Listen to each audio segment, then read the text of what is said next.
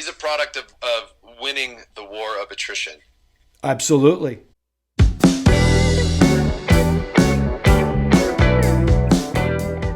Welcome back to the race recap. This is authentic ski racing analysis from one dude and another dude. We're ready to talk ski racing with you today. James Stockus, welcome to the TV show. It's fabulous to be on a TV show, Don. It's an honor to a lot of people to be on a TV show. So I'm glad you can be here doing it with me. Today we are tearing into the ladies Super Gs from St Moritz, and then we are both totally ready to go full deep dive into the Val d'Isère slalom. First slalom since Lenzerheide last year, so it's been a long time coming, and I know we're both super jacked up to talk about that. But first, I think we need to go through the ladies Super G results from Val d'Isère. Day one, Laura Goot. I don't know about you, Guy, but I knew she was going to win. I just didn't know by how much, and it turned out to be less than I thought it was going to be. You're saying Goot won? Goot won the first Super G in St. Moritz. So Goj's second. Goj's second, Schifrin third. Well, all I'm going to say is if we're going to reference the last time I was on the show, and by the way, people have always told me I was a face for radio, so it's a pleasure to be seen. I will say that if my predictions for women's overall were at any at all, I felt like you had a sarcastic laugh to it, and the reality is it's looking like the Tahoe could be very right. It was a shock. It was a laugh of shock. It was not mocking in any way. I don't know. I guess I don't see Goja as being all around enough to be an all rounder. Well, I just don't think there's anybody attacking more than two events on a regular basis to separate themselves very much. I see a lot of the field either sticking to tech or sticking to speed, and I think, I mean, Schiff showing up in some speed races right now might be a little bit of a false narrative where maybe she is actually trying to get back to going to the overall, or either that or her focus is on tech, tossing in some speed events where she wants it for the points. I don't know, but I'm pretty stoked that she took 2 podiums away from that event. I mean, she's kind of reminding me of Mark Giardelli, like late 80s, early 90s, where, I mean, that guy, every single race he was in was no less than 5th place. And that's kind of part of Schiff's statistics these days. When she's in the field, she's a player in the game. Absolutely. The Lake Louise downhills were a bit of a surprise that she wasn't more in the game. Schifrin, I think, getting the 2/3 was a huge victory for her, and I think that you're absolutely right. I think she is making a play at the overall. And another thing from the last time we talked, you were talking about how it's more of a professional approach from her, and I think that's exactly what she's doing. Is she's going out like her job is to win the overall, and she's going to complete her workday week in and week out, and it's going to take special skiing from the Goots and the Gojas and the Petras to beat her if she's going to ski this many races. Yeah, for sure. And let's also say you know Goot's also skiing 3 events right now too. So Goot's very much in that same conversation as Schiff. I'd say at the end of the day though, her business is tech, and I think that's where she's looking to have her best results. All I'm saying is these other results are a product of her being a great skier, but everything that I'm hearing is saying she wants to keep winning tech events. Well, I think she's going to do that, and I think that the added task or the added workload of the speed is not too much for her. I think she's got it. Here's a new narrative for you. Oh, a narrative. Here's a new narrative. Okay, Schiff, slalom domination, okay? The rest of the world's caught up. Tremendous contribution to the world of slalom. Is Schiff now a dominant GS skier? She very well could be. I mean, we got to get into some tech races for these ladies. Is GS going to be her bread and butter? Could be. Wow, didn't look like in Killington. Fair enough. All right, let's talk Goot Barami. Did you see Goot's fall? I didn't catch that. I didn't catch that one. It's brutal. She goes down hard. She goes through the B net, 2 B nets at full speed. She didn't look like she twisted up her knees, but she's beat up. Well, talk about Well, that's a tough one to stomach. This is a time of year where you want to be starting to fire on your best cylinder, given that the Olympics are literally going to be here any minute. It has been a tumultuous couple of years for her to get back to form and to where she is right now, and I was very excited for her on that. All I could say is that I hope that the outcome of all of this it ends up in puts her in a good place, because I do not enjoy sports with hollow victories or when the field isn't full. I prefer all the players being there, and I think the females in the field do too, because even if you beat her, at least you could say you beat her. It's harder to say, well, she wasn't there. The women's side was turning into something that was spectacular with Goija, Schifrin, Federica Brigioni wins another Super G, which I think is amazing. I'm so happy for her. I'm so happy for her. Players, like real players on the circuit. And then, there's 2 of them that aren't there for me, which is Petra Vlhova, who could be competitive here, and Esther Ledecky, who I think is just tremendous. So we're only missing really 2 out of this field.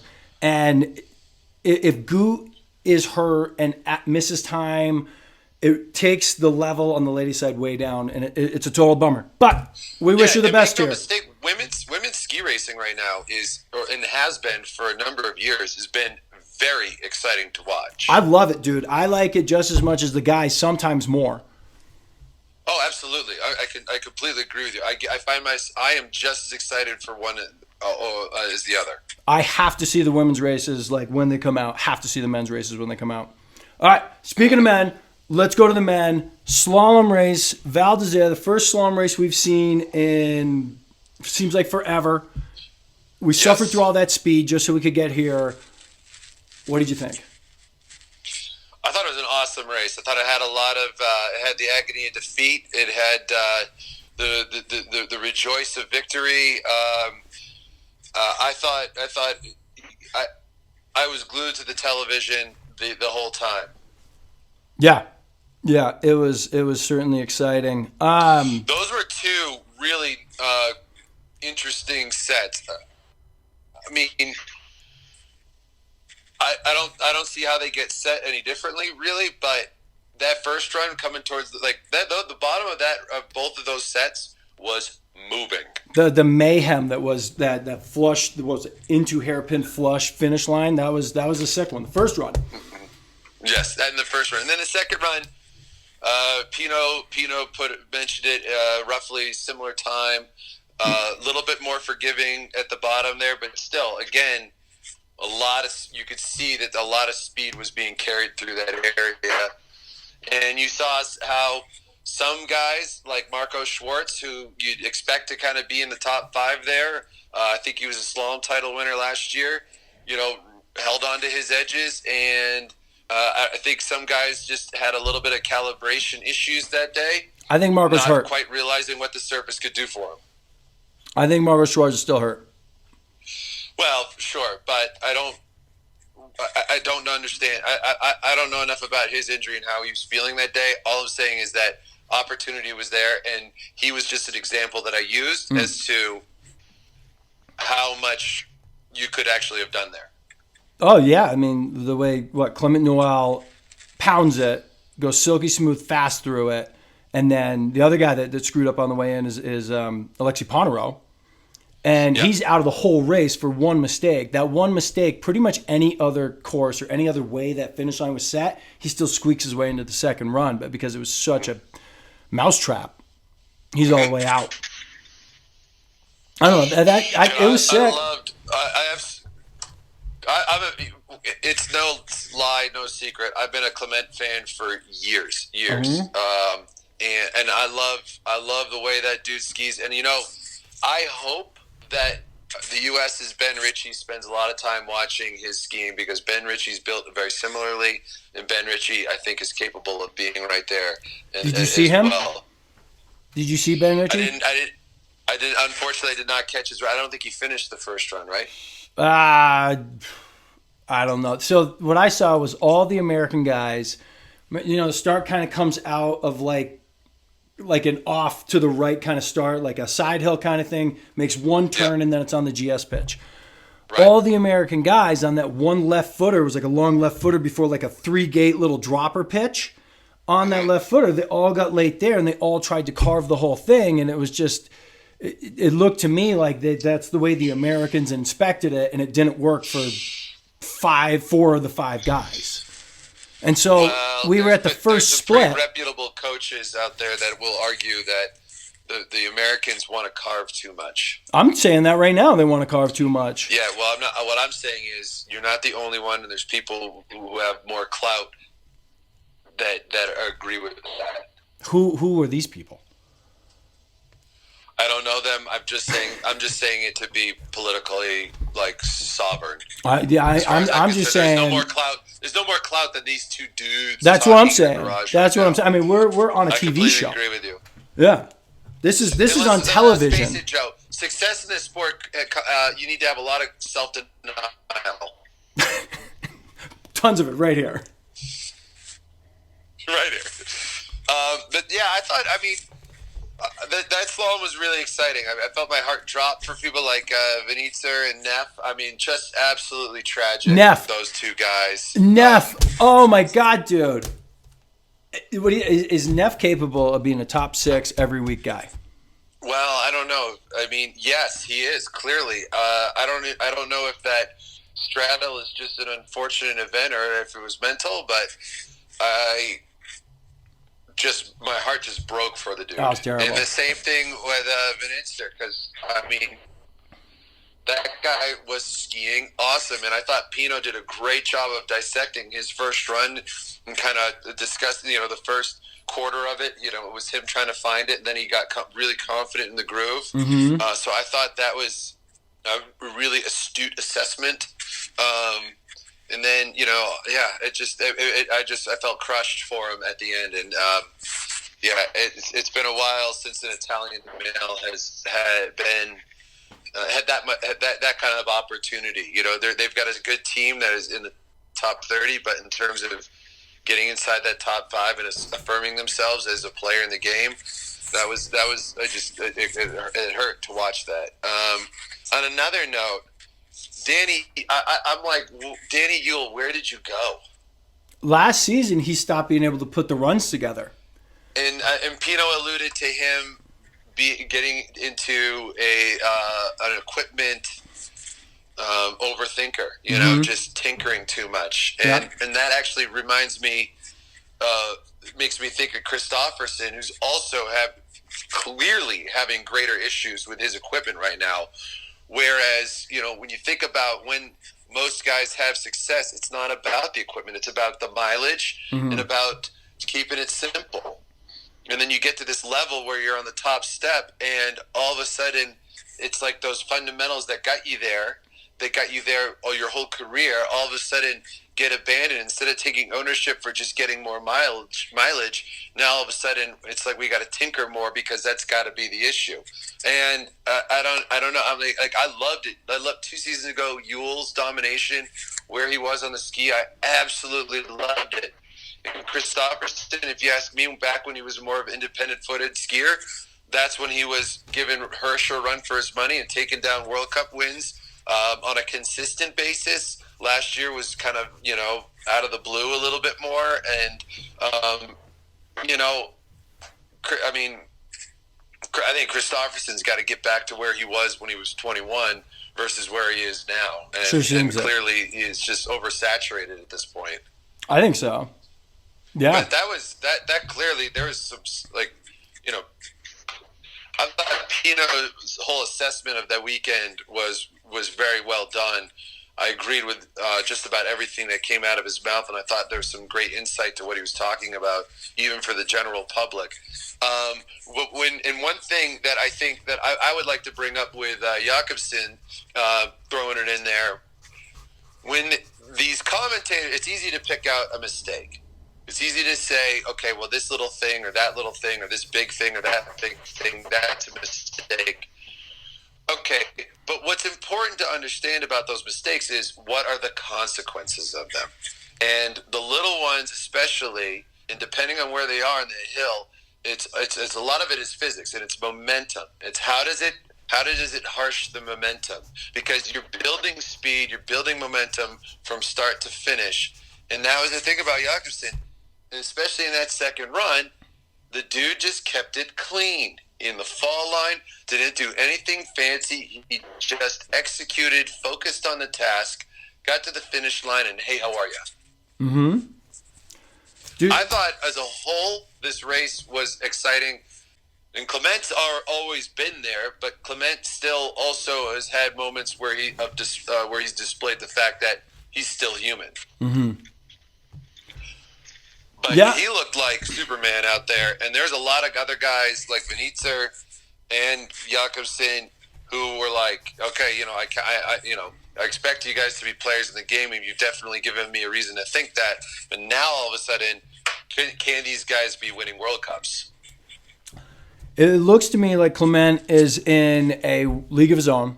Every single slalom is his to win. I think that Feller, when he's on his speed game and is clean, can match Clement Noel's top speed. I think Schwarz can match his top speed. Can Ponerow match his top speed? I'm not convinced Ponerow can match his top speed. Sure. Maybe Christofferson still can when it's soft out, like Clement's in the right condition. I think Clement is more independent-footed, so Clement's got more of an opportunity to be more consistent. I think being independent-footed is a recipe for more consistency. What is being independent-footed to you? Because I have no idea what it means. I think it's in the transition. It's a very clear weight transfer to the new outside ski. So you're going left to right. A lot of times. So if you're coming out of a left-footed turn, you're starting a right-footed turn. You're going to watch that left foot and it can pick up from the snow. That's a very evident thing, but you'll see it get lighter in the transition before the new ski gets starts to engage. Sure, okay, so you're just kind of like popping left foot to right foot, popping right foot to left foot. So it's more that like lateral movement of the feet, and it's not some kind of like shifting of this, or it's not like no. When I think about it, I think of Christofferson back when he was like 21, 22, when he was building a slalom turn, much like Ted would build a GS turn. Okay. So when the outside foot is extending away from the inside foot, you're 2 feet moving. I think there's more. I'm thinking about a tremendous amount of fore-aft to it. I'm just thinking about a stronger platform built on that new ski. Gotcha. Yeah. Well, if the surface is softer and it's grooving up, like let's say, it's snowing that day and there's a little bit more of a groove, then you need to be a little bit more balanced. So then all of a sudden 2 feet kind of come into the picture, and that's just a bag of tricks thing. But I think if your intention is to build a strong platform to work into the turn, much like you would in GS, you're able to. I think that's where you're going to start building more speed and be a little bit more athletic. Do you have an example of the most one-footed skier on the World Cup? Currently? Yeah.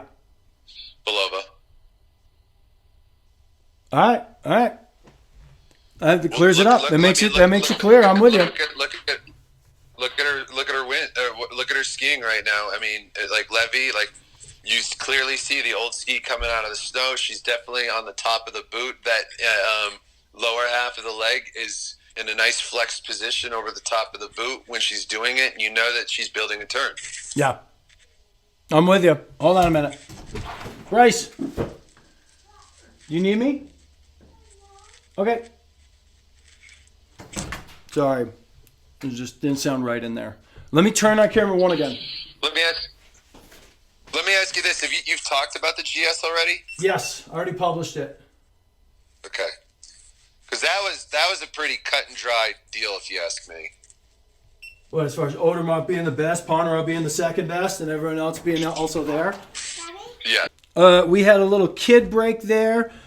James and I are back, and I am going to jump into a deep dive on Jacobson, on Christopher Jacobson. James, do you remember kind of when you noticed Jacobson on the circuit? Was it 3 or 4 years ago? I mean, he was getting second runs, kind of popping in there into the 20s,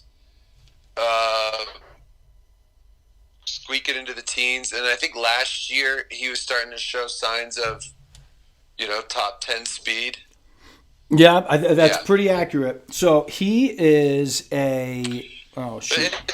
We got a big gap in Swedish tech skiers, too, by the way. So he's definitely filling some pretty big shoes right now for that country. Oh, he's carrying the whole thing. He's the only Swede. I mean, well, no, there's a speed guy that's actually doing something. Mm-hmm. Big guy, tall. Big guy. He looks good. Okay, so Christopher Jacobson, he's a 94. This is his 10th year racing FIS. Okay, so I went in and went back to basically when did he start getting good in his results. February 2016, he started banging results, right? So he goes, he scores a 21, and then he comes out, wins a race, scores a 17, then he gets second, scores a 16, then he wins a race, scores a 16, then he gets a 23, then he scores a 20, all in 1 week.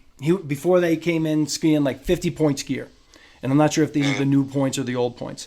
But he comes into that mid-February zone with 45-50 and then bang, throws down this week of racing that is just totally electric, right? Then he goes and rattles off DNFs. It's crazy how many DNFs the kid has in his profile. It's a ton of them. A lot of DNFs and then some fast races, and he's a 35-point GS skier, and that's kind of where he's at with GS. Then he races a Europa Cup. He goes DNF, GS, he gets 38, Salami DNFs, comes home, wins a FIS race in Finland, scores a 13. So he's getting into the Europa Cup, doesn't do it right away, but comes home, bang, pounds on everybody. Sounds to me like the skiing's there. He's just trying to figure out how to put those pieces together at the different levels. Just wait for the strings that come here. Okay. In GS, then he goes down to 15 points at the end of that season, scores another in slalom in Finland, then scores an 11 in GS and a 17 in GS, all in Sweden. So let's put little asterisks around his GS skiing because it hasn't been done on a European situation. But he's done okay in parallel. What are you saying? The guy went to Lutzen to get his points? I would never say that. But it seems like it. I don't know. That's what I'm looking at here. Okay, so he goes and races Solden. This is the start of the 16-17 season. Doesn't make it in Solden. Levy, he gets 12th. So he has that crushing season where at the end he gets hot, and then at the end of the season, bang, bang, bang, waits till the next year, goes to Levy, 12th in the race, boom, World Cup skier. Stays in Levy, scores a 10 and then a 9. So now he's scored his low points to get early in the World Cup start list. And then he goes through a huge stretch of DNFs and doesn't finish another, I think, slalom until mid-January at Vangen. So the kid's had long stretches his whole career of DNFs. But he's also had long stretches of success of putting the pieces together. He gets hot. Well, at the beginning, he would get hot in little chunks, and then he would go almost every other, but more DNFs than finishes for a month and a half. Mm-hmm. And then he, then he scores in Vangen in 2017. Do you think this is a maturity thing?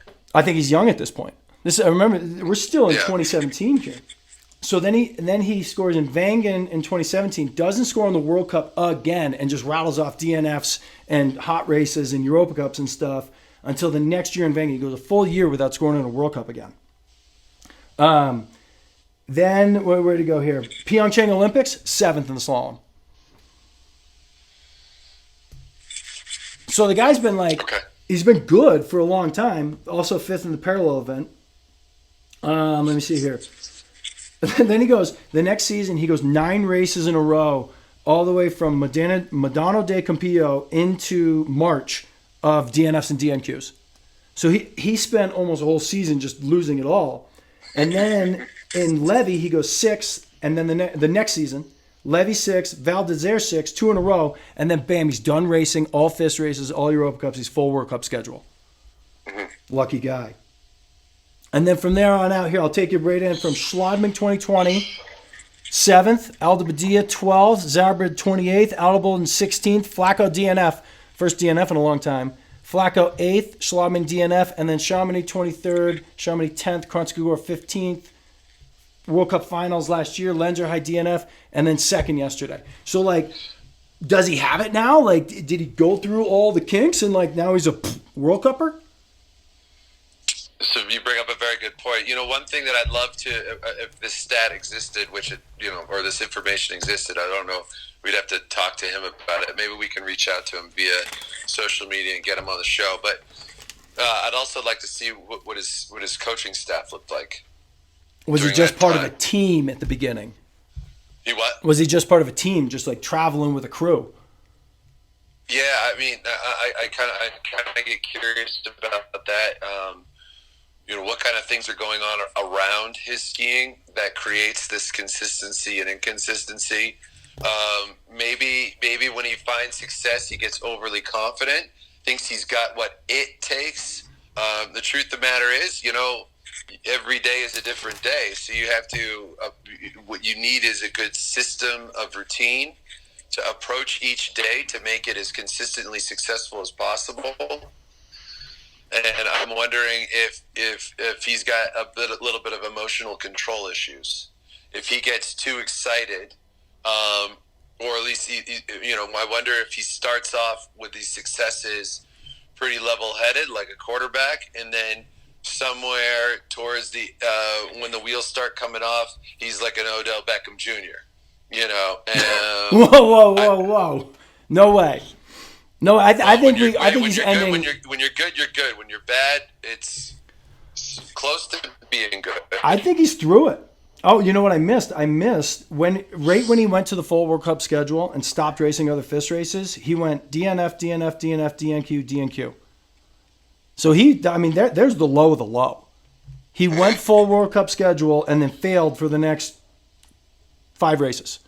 Well, to reach the top, you got to hit rock bottom first. And then he comes out with that Schladming 7th and backs it up with the LW 12th. And I think ever since then, you and I have been watching him, and especially in second runs, I feel like he's a better second Fisher, run. Right? What do we got for equipment changes in there? He's on Fisher, right? He's on Fisher.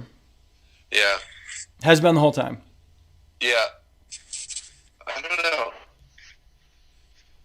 I feel like he's been a second run skier for most of his career here. Like, a lot of these good results are move-up days. Has he had a really good first run yet? Well, the second run, that's the best. I love second runs. And I think I said this the last couple of weeks. Like, I love the second runs of these races because, and Val d'Isère was a perfect example of that. Where you end up in the first run does not mean you're guaranteed where you're going to be in the second run. It takes 2 to tango, baby. I thought, and in the words of Pete Corfiatis, slalom is 122 chances to mess up. It definitely is. I thought, Loic Millard in the GS, his move up on the second run all the way to 7th was a sick maneuver in a second run. But he is that skier too, though. So That's not a fluke. He just got it together. But if we're going to say it like that, so I thought Rivers' second run was definitely far more affirming, and I thought that was a great effort to see out of him. Oh, I said it in the last episode. I thought River looked like he's all the way back, as far all the way back as you can be with a knee brace still on you. Like, he's standing on the leg well. He threw a power turn on his right leg that was dynamite. Full power, no question. He's got confidence in the thing. Yeah, that surface in the GS looked like it really challenged a lot of guys. Same thing with the slalom, but it was more evident with the guys that didn't have, whose setups weren't dialed. That GS was rugged. It was a tough watch at times. Still super exciting, but more guys having trouble due to the light and the snow surface than I like to see in a World Cup. Well, at the end of the day, though, I think if you're going, it's very clear to see who. How do I say this? Your line is everything. Oh, that was And look at this and is this every was if the you full look at all episode. the winning runs, the line had everything to do with it. That was my whole breakdown in the wasn't GS. Yeah. The line was everything, and that was where Loic Meillard just like tuned it up. He just skied the perfect right down the gut line, nailed it. We're gonna have to get you a color copy of that calendar. Oh yeah, dude, that thing's all black and white. It's got the wrong dates and stuff. It's good. I like it. Glossy cardstock. Yeah, I need that. Anyway, I thought it was great to see a classic tech weekend out of the dudes, and it definitely. Penarol is definitely and Marco are definitely the guys to watch. But I just was excited to see what the new potential out there of the new storylines of this season, and there's a lot there to dissect. Do you think Filip Zubcic is now a legit podium threat in slalom? No. I'm not convinced either. However, he's been fifth in a previous slalom, but I kind of think that when he gets lucky, I don't want to say lucky, but when he just finds the right kind of setup in slalom, he can be fast. He also relied on a lot of mistakes. I mean, how many people had two good runs that aren't on the podium? Nobody. Yeah. So he kind of took advantage. He's a product of winning the war of attrition. Absolutely, and I'm psyched for him. I'm psyched for him because his GS is he was poor in Solden and goes out in the second run yesterday. Like, I'm bummed about that. I'm not saying he doesn't deserve it. I'm just saying this isn't something I expect to get used to. No, neither am I, but I'm psyched for it. Dave Riding, what do you think? Fifth place. Oh, the Rocket. Oh, man, are you kidding me? What do I think? Come on, I got a big soft spot for the Rocket, man. That guy's got one of the best attitudes. He is like, I don't know if you ever had a chance to talk with him or be around him, but he is such a positive guy, always stoked. And I think that's why he always seems to be, on any given day, he's a player in the game, you know? He doesn't have the same results as Holdner, but like the guy just shows up. He's got my favorite style in slalom on the World Cup. Yeah, I'm not gonna argue with it on that one. I thought it was really cool hearing the comment that Hirscher was highly respectful towards his. Really admired his that comment of him admiring his ability. And I'm not gonna argue. I don't blame Marcel for thinking like that. Dave's got really good fundamentals. I think he's a great skier for younger kids to be watching. I one of the best ever. The most like in the middle, vanilla, very like forward hips, carving the whole turn with just the right amount of butter when he's good. Balanced, like his torso is phenomenal. There's so much to like about his skiing. Totally one of my favorites. So let's move from my favorite style to, I don't want to say my least favorite style, but Sebastian Foos Solvag, who I like his style because it's entertaining. Mm-hmm. But talk about a world of different approach towards the same event compared to a Dave Riding. It's been fun watching him. He has been a player in the game for a long time, and it's been fun watching him 5 minutes go from top 15 to top 7 into being an honest podium contender on a regular basis. But Pino had it right. That second run, he came out of the gate, surface was squirrely on him, and he put his tail between his legs the rest of the run, and you could not do that. If anything, and that's, I was a little surprised too, because usually,